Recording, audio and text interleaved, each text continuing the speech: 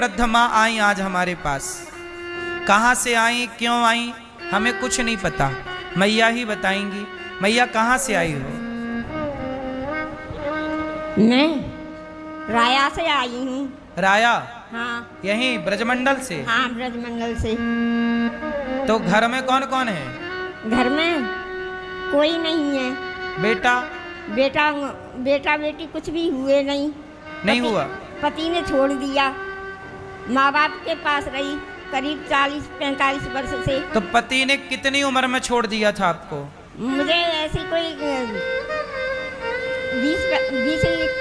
20 साल की तो शादी हुई थी और ऐसी कोई 25 साल से मैं छोड़ दिया था।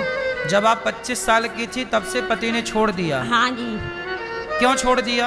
बच्चे नहीं हुए इसलिए मारपीट करते थे, कलेश करते थे काफी। अच्छा। बोलते थे कि जाओ यहाँ से, तुम्हारा कुछ भी नहीं है यहाँ। अच्छा, मतलब पत्नी के बेटा नहीं हुआ, बच्चे नहीं हुए तो पति ने छोड़ दिया। ये फिर उन्होंने दूसरा ब्याह किया क्या? ये मुझे मालूम नहीं क्या किया उन्होंने, क्या नहीं किया। मैं उस दिन से गई नहीं वहाँ। देखो, ये भी एक अजीब कहानी है कि एक पति ने अपनी पत्नी को इसलिए छोड़ दिया कि उसके बच्चे नहीं हुए। अब इनके कोई बच्चा नहीं है, बेटा नहीं, बेटी नहीं, तो पति ने छोड़ दिया तब जब इनकी उम्र 25 साल की थी। अभी उम्र क्या है आपकी? और 73 साल की उम्र है मेरी। 73? हाँ, 73 वर्ष, 73। अब इतनी उम्र है। अब मैया आप अपने पिता के घर थी, माँ के घर? हाँ जी, जब पिताजी थे, मम्मी थी मेरी, तब तक तो मैं ठीक रही। इसके बाद भाई मकान बेचकर चला गया और मुझको छोड़ दिया। मैं एक मंदिर में रहती थी, वहाँ सेवा करती, वहाँ से भोग आता, कुछ पैसे मिलते, उससे किराया देती थी। ऐसे आपका गुजारा होता था? जी। तो अब कहाँ गया वो मंदिर और कहाँ गई वो व्यवस्थाएं? वो उस मंदिर में अब मुझ पे होता नहीं है, इसलिए मैं यहाँ गौरी गोपाल की शरण में आई हूँ। अच्छा, वहाँ पर आप काम करती थी कुछ? हाँ। अब काम होता नहीं है। देखो, जब तक काम हुआ, शरीर चला, तो मैया ने काम करके पैसे कमाए और खाए। अब काम नहीं होता, अब कहाँ से पैसे आएंगे, कैसे रोटी मिलेगी? तब मैया गौरी गोपाल में आई। अब बताओ कि इनके पति ने छोड़ दिया पुत्र ना होने से, अपनों ने, भाई ने मकान बेच लिया। भतीजे हैं? नहीं। भाई भतीजे सब कुछ होते हुए मुझे कुछ मालूम नहीं ये कहाँ रह रहे हैं, कहाँ नहीं रह रहे हैं। मैं सिर्फ अकेली ही रहती हूँ। अब ये मैया है, कौन सहारा बनेगा इनका? ऐसी बेसहारा माँ। देखो, यहाँ रोज कोई ना कोई माँ आती है। जब रोज कोई ना कोई माँ आएगी तो इन माँओं के लिए कमरा चाहिए, माँओं के लिए बेड चाहिए, व्यवस्थाएं चाहिए। आप लोग यदि इन माँओं के बेटा बेटी बनकर एक एक कमरा भी बनवा कर इन माँओं को दें, एक बेड का सहयोग कर दें, तो ये सब आपके सहयोग से इन माँओं की सेवा होती है। अब 299 भी मैया हैं ये जो आज आई हैं। ये कौन है भैया आपके साथ आए हैं? ये हमारे पड़ोस के भतीजे लगते हैं। क्या नाम है आपका? गोपाल है। गोपाल। गोपाल। तो गोपाल जी, आप क्या करते हैं? मैं सिलाई का काम करता हूँ। सिलाई का काम? सिलाई, दर्जी हैं? हाँ। तो आप, ये कौन है आपकी? ये पड़ोस की बुआ लगती है। पड़ोस की बुआ है। तो आप लोग सेवा कर लेते थोड़ा थोड़ा, 4 पड़ोसी मिलकर? वो कर लेते, लेकिन हम मजबूर हैं, घर भी छोटा है मेरा और बच्चे हैं, इसलिए नहीं कर पा रहा। अच्छा, सबकी अपनी अपनी मजबूरी है, पर ये दास अनिरुद्ध की कोई मजबूरी नहीं। हमारा तो यही धर्म है कि हम इनकी सेवा करें।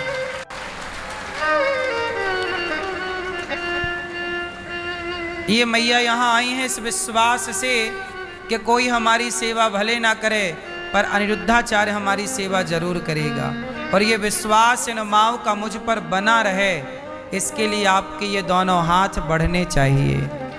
इसलिए कहता हूँ कि जब आपके घर भोजन बना करे तो एक मुट्ठी चावल निकाल के रखा करो, इन माओं के लिए।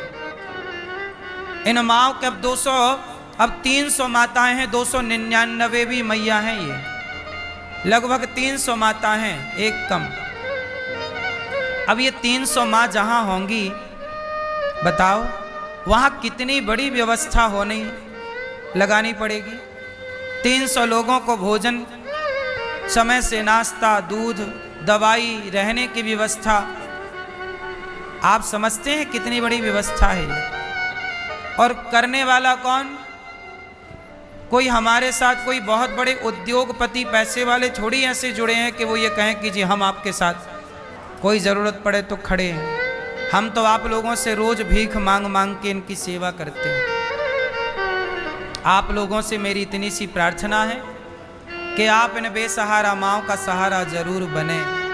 आप इन माँओं के बेटा बेटी बने। आप कहें कि हाँ, ये माँओं के लिए हम आपके साथ हैं। कितने लोग मेरे साथ हैं? आप सब हैं? तो मुट्ठी भर अनाज जरूर इन माँओं के लिए निकालना सीखो। एक माँ को आप गोद ले सकते हैं कि एक माँ आज ये माँ ही है, अब इन माँ की जिंदगी भर का भोजन पानी हमारी तरफ से। आप में से कोई ऐसा कर सकता है, एक माँ को गोद ले सकता है? इन माँओं के लिए आप कमरा बनवा कर दे सकते हैं। आप एक माँ को इन माँओं के लिए कमरे की छत डलवा सकते हैं। माताओं के कमरे में आप व्यवस्थाओं के लिए सहयोग कर सकते हैं कि कमरे में आप एसी। हमारे हैवल्स ग्रुप से हमारे श्रीमती विनोद राय गुप्ता जी दिल्ली से हैं।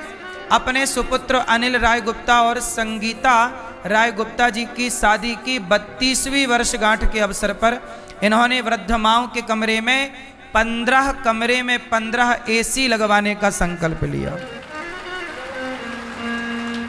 अभी नीचे के फ्लोर में किसी भी कमरे में 15 कमरों में एसी नहीं लगी थी, ऊपर लग चुकी है सेकंड फ्लोर में। तो इन्होंने 15 एसी देने का संकल्प किया है। भगवान इन्हें सुखी रखें। आप लोग भी, आप सबके सहयोग से ये सब सेवाएं होती हैं। आप सबके लिए ये धर्म है आपका कि आप इन माँओं के लिए कुछ ना कुछ माँ को भोजन ही दें कि आज का भोजन हमारी तरफ से। आज रात्रि का दूध क्यों मैया, आप सब आज का भोजन कराओगे? एक जन आज करा लो, एक जन कल करा लेना। ऐसे 365 लोग यदि मिल जाएं एक एक दिन का, एक एक टाइम का, तो फिर बताओ ये काम हल्का हो जाएगा ना? सब बांट लेंगे ना। ऐसे आप बांट लो कि एक बेटे का जन्मदिन आए तो आप एक दिन माताओं को भोजन कराया करो, कि नियम बनाओ कि भाई हमारे बेटे के जन्मदिन में हम 300 माताओं को भोजन कराएंगे। एक टाइम का कराओ, चलो दोनों टाइम का ना सही, तो कम से कम आपका ये सहयोग हो जाएगा। यहाँ पर अखंड साधु सेवा चलती है। आप एक दिन का संतों को भोजन कराओ कि आज हमारे बेटे के जन्मदिन में माता पिता की पुण्यतिथि पर हम संतों को भोजन कराएंगे। ये फुटपाथ पर सोने वाले संत हैं बेचारे। आप भी संतों के लिए एक संत निवास हमें बनाने की बहुत ज़रूरत है। आप संत निवास में सहयोगी बन सकते हैं। यहाँ पर अखंड रसोई चलती है। आप में से कितने लोगों ने भोजन किया गौरी गोपाल जी की रसोई में? हजारों लोग भोजन नित्य करते हैं गौरी गोपाल में। ये बात सही है कि गलत है? सही है। हजारों लोग नित्य प्रसाद पाते हैं, वो भी निःशुल्क। भोजन कैसा बनता है यहाँ? अच्छी क्वालिटी की दाल, चावल, सब्जी, रोटी। क्यों? मुझे ये लगता है ना कि आप भगवान का रूप हो, ना जाने किस रूप में नारायण मिल जाए। तो यदि सेवा ये दास कर रहा है तो आप भी साथ दीजिए इस सेवा में।